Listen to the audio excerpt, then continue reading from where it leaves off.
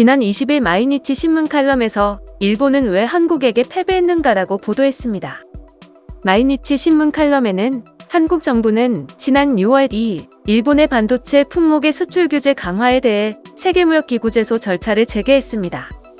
작년 11월 한일 지소미합 합의로 일본 측은 강력히 반발했습니다. 마이니치 신문은 일본이 2019년 7월에 실시한 이 조치에 관한 사건의 흐름은 한국에 완패했다는 느낌이 강하다.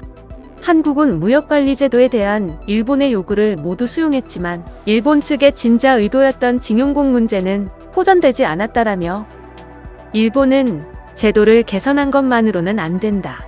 운용을 봐야 판단할 수 있다는 궁색한 주장을 하지 않을 수 없게 됐다. 이에 따라 한국은 WTO 제소 재개라는 강수를 둔 구도다라고 보도했습니다. 또 신문은 일본의 조치는 명목상 징용공 문제와 무관한 것이다. 스가 요시히데 관방장관은 발표 직후 기자회견에서 징용공 문제에 대한 대항 조치냐는 질문에 안전보장을 위한 수출 관리를 적절하게 한다는 관점에서 재검토하는 것이지 대항 조치는 아니다라고 강조했습니다.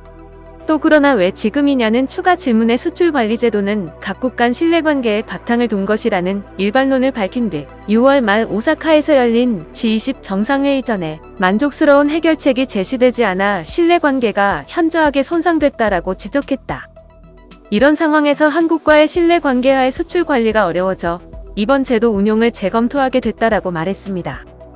한국 기업은 일본 규제 강화의 대상이 된 불화수소에 대해서 LG디스플레이는 일본으로부터의 수입이 막힐 리스크를 감안해 일본제의 초고순도품을 한국제의 저순도 제품으로 대체하기 시작했습니다. 원래 일본산을 100배로 희석해 사용하고 있었으므로 문제없다고 판단한 일본 측의 생각이었습니다. 삼성전자도 국산 저순도 제품을 쓰기 시작했고 일본 기업들은 고전을 면치 못하고 있는 것으로 알려졌습니다.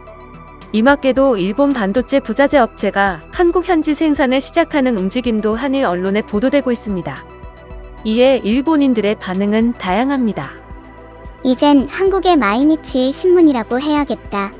이미 여러 번 졌었잖아. 독도도 한국 영토로 되었고 아픈 곳 찔리면 바로 아베가 나오네. 그것도 하나의 이유겠지만 한국으로부터 징용 문제에 대한 만족할 만한 답변이 없어 신뢰관계가 손상된 것도 화이트 국가에서 제외된 이유의 하나다.